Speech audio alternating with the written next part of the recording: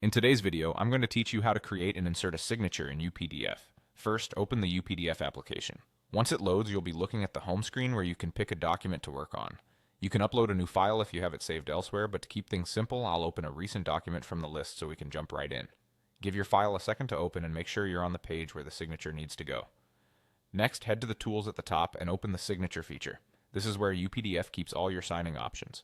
If you've signed before, you may see a few saved signatures ready to use.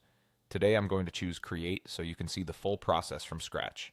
UPDF lets you create a signature in 3 ways: using your mouse to draw one, typing it with your keyboard with a styled font, or importing an image of your real signature. For this walkthrough, I'll use an image. This option is great if you have a clean photo or scan of your handwritten signature. For best results, use a clear, high contrast image, ideally a PNG with a light or transparent background, so it looks natural on the page. Choose the image option, then browse to the file on your computer and select it. UPDF will add that image to your signature list and display a preview.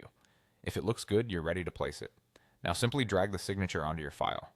Move your cursor to the spot where the document needs your signature, like above a line or in a designated box, and drop it there. Take a moment to position it so it aligns neatly with the surrounding text in any signature line. If the page is zoomed out, zoom in a little to line it up more precisely and ensure it doesn't overlap other content. That's it, the signature is now on your document, placed exactly where you need it. If you plan to reuse this signature, it will be available the next time you open the signature tool, so you won't need to recreate it. This simple workflow saves time and keeps your documents looking professional.